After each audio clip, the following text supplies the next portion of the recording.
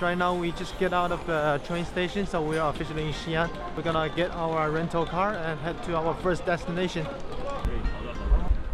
Xi'an is the capital of Shanxi province. It is one of the oldest cities in China. In the past, more than 10 dynasties set their capital in Xi'an. So unlike Shanghai, which didn't even exist 200 years ago, the Xi'an region is one of the most important in the history of China. A lot of historical events took place in Xi'an. The first thing I have noticed is that the city is surrounded by a huge city wall built in Ming Dynasty. It is very unique. You probably won't be able to see it anywhere else in China. Right now we are in Lingtong. It's a small town next to the Terracotta Warrior Museum. So we're gonna go eat first. Let's get some lunch.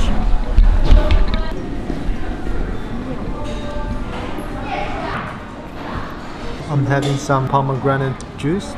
Pomegranate? Do I pronounce that right?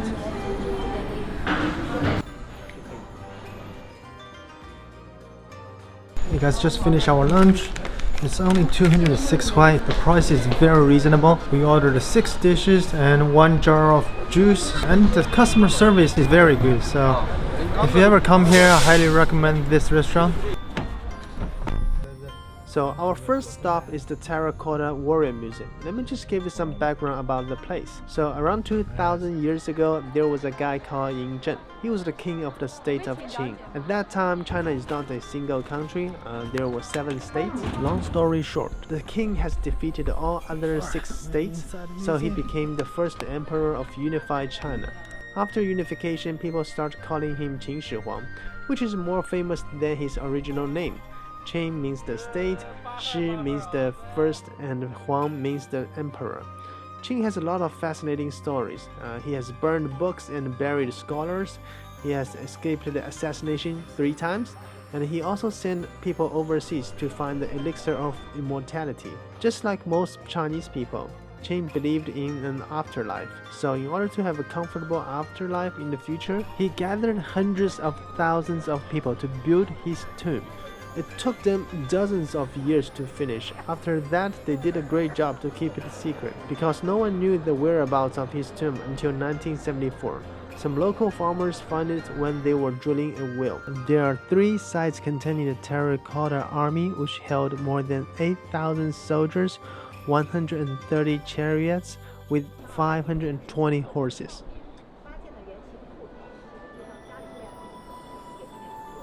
Alright guys, this is site 1. This place is enormous. I don't think there's any photos or video can fully justify how big this place is. So I highly recommend you to come to see yourself. This is only site 1. There is also site 2 and site 3, so let's go check them out. Site 2 and site 3 are relatively smaller. They serve different functions. Site 2 is thought to represent a military guard, and site 3 is the command post.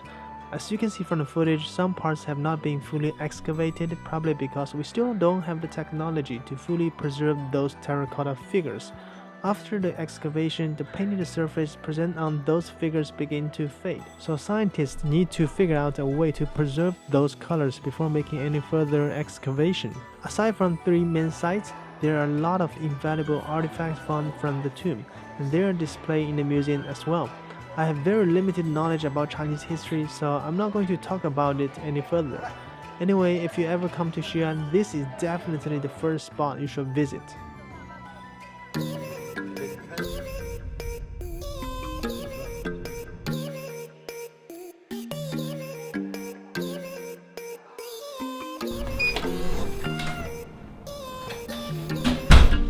Guys, so we just get back to our hotel room. Gonna take a break right now. After that, we're gonna go out, meet some of my dad's friends back in college. They haven't met for a while, probably for 4 or 5 years. So yeah, we're gonna have dinner together. Yeah, so right now I'm gonna quickly do a shower and take a break.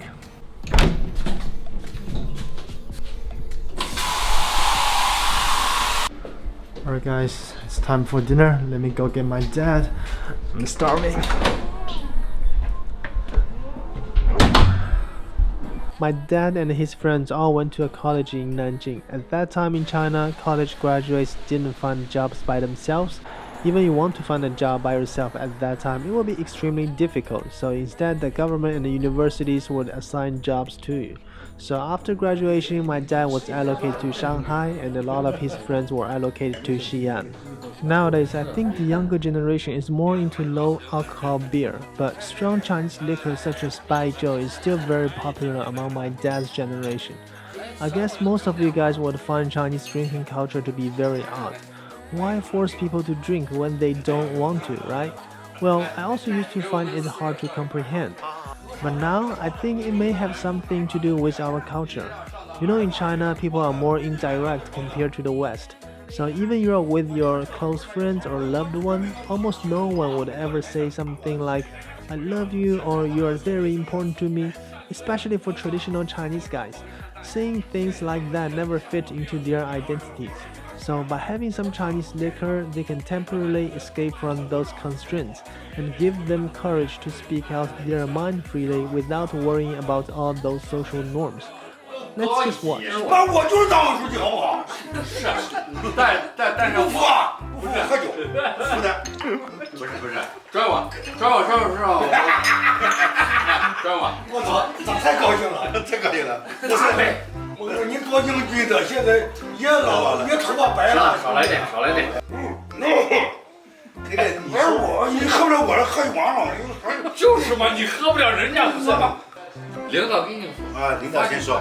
领导先说，我是领导。二领导。为啥我跟你说？你听我说，杨明分三碗。哎，我没见没。明天需要啥你就说话，好不好？哥们儿，好不好？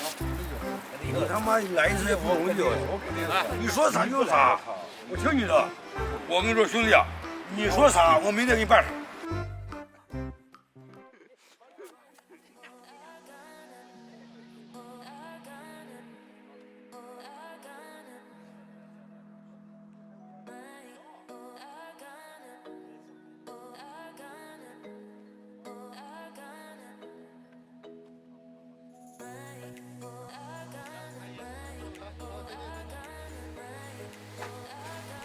Hey, good morning guys. I just got a message from my dad. He said he already finished his breakfast. It looks like he already recovered from yesterday's hangover. Last night's dinner was pretty wild. Everybody was super drunk. Yeah, anyway guys, gonna quickly go for breakfast.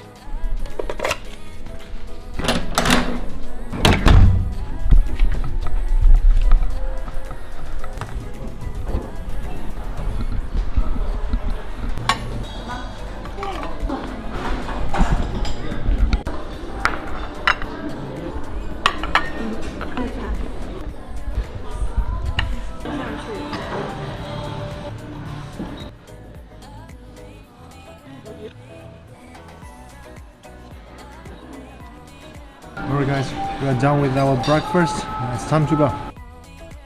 Okay, I'm not going to show you everything about our trip because otherwise the video will be super long and I don't want to spoil all the fun that you can get by exploring here in person.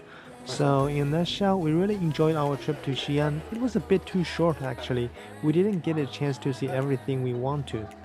Oh, there are two things that we felt particularly great about Xi'an. One is the people here. Although Xi'an is not an international hub like Shanghai, we feel like the customer service here is way better. Restaurant waiters, hotel staffs, and the taxi drivers we met were all very friendly and polite, and the local here are also very nice to travelers. I don't know the reason, but maybe people from the north part of China are more outgoing, while people from the south are a bit more reserved. Or maybe because Xi'an is a slow-paced city, so people are just more relaxed and have a better mood than people in Shanghai. Yeah, it might be the reason. The second thing we feel great about Xi'an is the cost of living.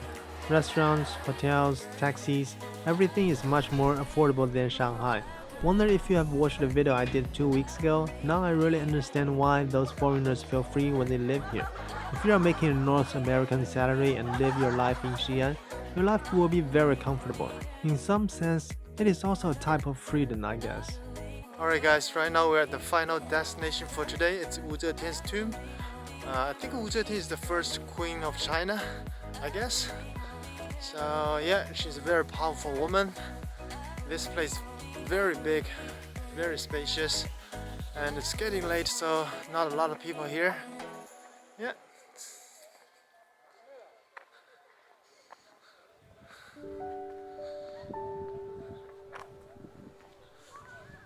Alright guys, I think that's pretty much it for this video. If you like my video, please hit the thumbs up button. If you want more content about China from an ordinary Chinese dude, you should subscribe to my channel. Once again, thank you so much for all the love and support, and I will catch you on the next one. Peace.